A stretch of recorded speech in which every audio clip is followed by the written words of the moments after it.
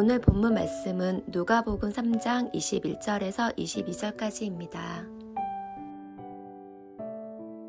백성이 다 세례를 받을새 예수도 세례를 받으시고 기도하실 때에 하늘이 열리며 성령이 비둘기 같은 형체로 그의 위에 강림하시더니 하늘로부터 소리가 나기를 너는 내 사랑하는 아들이라 내가 너를 기뻐하노라 하시니라. 오늘 본문에는 예수님이 세례 받으신 장면이 소개되고 있습니다. 공관복음인 마태, 마가복음 저자들이 모두 기록하고 있는 이 사건은 예수님의 공생애를 시작하는 매우 중요한 의미가 있습니다. 마치 왕이 대관식을 하는 것으로부터 시작하듯 예수님은 이 세례 받으시는 장면으로 주님의 사역을 시작하십니다. 21절에 보시면 백성이 다 세례를 받을새 예수도 세례를 받으시고 기도하실 때에 라고 기록되어 있습니다. 예수님의 대관식은 요단강의 세례였습니다. 지금 누가 세례를 받으신다고요? 예수님이 받으십니다. 원래 누가 세례를 받습니까? 죄인이 세례를 받습니다.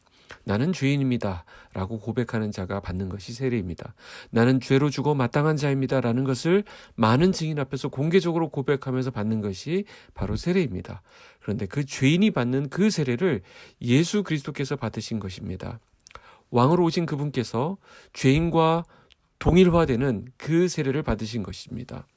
무슨 의미인가요? 나는 죄인과 함께 그 자리에 있겠다라는 것입니다. 내가 인간을 대신해서 그 죄를 담당하겠다.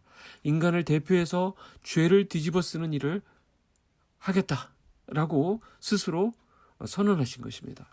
이것이 예수님의 대관식의 모습입니다. 예수님이 세례를 받고 나서 기도하시는 중에 세 가지 아주 독특한 현상이 일어났습니다.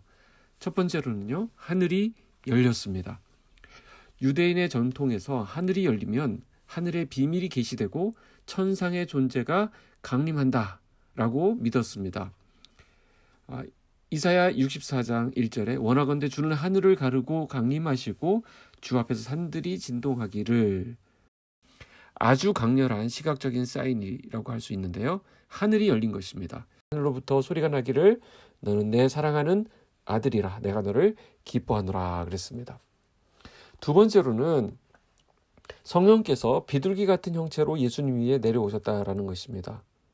누가는 성령의 임하심을 비둘기 같은 형체로라고 시각적으로 묘사합니다. 또한 성령이 예수님 위에 임하신 것은 예수님이 하나님의 기름 부음을 받은 그리스도라는 사실을 입증합니다. 하나님 나라의 복음을 실현하기 위해 필요한 성령의 능력이 예수님에게 임한 것입니다. 세 번째로는 하늘에서 소리가 들렸습니다. 하늘의 소리는 구약 성경을 근거로 하고 있는데 하나님이 사랑하시는 아들이라고 하는 이 표현은 시편 2편 7절에 내가 여호와의 명령을 전하노라 여호와께서 내게 이르시되 너는 내 아들이라 오늘 내가 너를 낳았도다 이렇게 말하고 있고요. 하나님이 기뻐하시는 종은 이사야 42장 1절에 나오는 말씀입니다. 내가 붙드는 나의 종 내 마음에 기뻐하는 자 곧 내가 택한 사람을 보라. 내가 나의 영을 그에게 주었은즉 그가 이방의 정의를 베풀리라. 이렇게 예수님의 정체를 알리고 있습니다. 나중에 예수님께서 십자가에서 운명하실 때 똑같은 현상이 있었습니다. 이때는 성전 휘장이 위로부터 아래로 찢어지고 십자가 밑에서는 백부장의 고백이 나옵니다. 백부장이 뭐라고 합니까? 이는 진실로 하나님의 아들이었도다. 자, 아까는 하늘로부터 소리가 있었습니다. 이는 내 사랑하는 아들이다. 자, 언제 이는 내 사랑하는 아들이다 라고 하는 하나님의 인정이 나옵니까? 하나님이 기뻐하시는 일을 하실 때입니다. 요단강에서 죄인처럼 세례를 받으실 때, 십자가에서 그 사명을 감당하셨을 때 이는 하나님의 아들이다 라고 하는 인정이 나오는 것을 볼 수 있습니다. 인간을 구원하시려는 하나님의 뜻, 그 아버지의 뜻에 순종하시려고 죄인처럼 세례를 받으실 때 하늘이 찢어지면서 하늘로부터 이는 내 사랑하는 아들이다 라는 음성이 들렸습니다. 십자가에서 마침내 그 아버지의 뜻을 이루시고 운명하실 때 성소의 휘장이 찢어지고 땅으로부터 이는 진실로 하나님의 아들이다 라는 음성이 들렸습니다. 하나님의 인정과 하나님의 복을 받기 원하십니까? 그러면 하나님이 기뻐하시는 일을 하시기 바랍니다. 하나님이 기뻐하시는 일은 말씀에 따라 사는 것을 말합니다. 말씀대로 살면 하나님이 가장 크게 기뻐하십니다. 이는 내 아들이라고 인정해 주십니다. 오늘 우리가 이 인정을 하나님으로부터 받을 수 있기를 주님의 이름으로 축복합니다. 오늘 우리는 이 장면에서 하늘이 열리며 말씀하시는 아버지 하나님, 친히 말씀이 되어 오신 아들 예수님, 또 그 위에 임하시는 성령님을 만나게 됩니다. 성부, 성자, 성령, 삼위일체의 도래입니다. 천지 창조 때와 똑같은 장면입니다. 오늘 우리가 누리게 되는 복은 무엇입니까? 삼위일체 하나님께서 창조하신 그 창조의 복입니다. 기가 막힌 하모니, 놀라운 조화, 자기 중심이 아니라 서로를 향해 충실한 그 신비가 연합되어 오늘 동일하게 창조의 그 능력이 복음과 함께 탄생하고 있는 것입니다.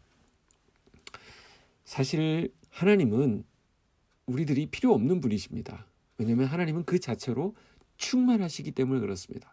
그래서 우리가 하나님께 어떤 영광을 더해드리고 더 보태드릴 수 없습니다. 이미 나타난 하나님의 영광을 우리가 인정하는 것이지, 우리가 어떻게 한다고 해서 하나님이 더 영광스러워지고 어떻게 한다고 해서 하나님의 영광이 깎이고 이렇게 소멸되고 그러지 않습니다. 하나님은 이 성부, 성자, 성령 삼위일체 안에서 충만하시고요.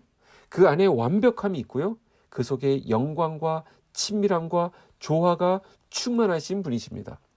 하나님은 그 어떤 것 없어도 그 자체로 충분하신 분이십니다. 그런데 우리는 어떻습니까? 하나님이 없이는 절대로 살아갈 수 없는 존재들입니다. 우리가 착각하는 것이 무엇이죠?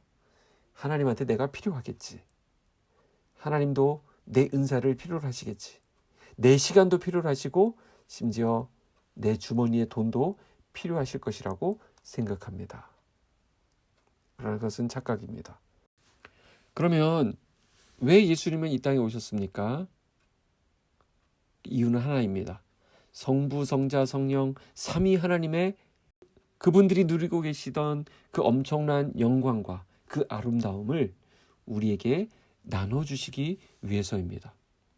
예수님이 우리를 통해서 더 가지시기 위해서 오신 것이 아니라 그분 안에 충만한 그 영광과 그 풍성함을 우리에게 나눠주시고 또 우리를 그 안에 동참시키시려고, 그 안에 참여하기 위해서 이 땅에 오신 것이지, 우리를 동원해서 우리를 긁어 모아서 하나님께 충당하시려고 하는 것이 아니라는 것입니다.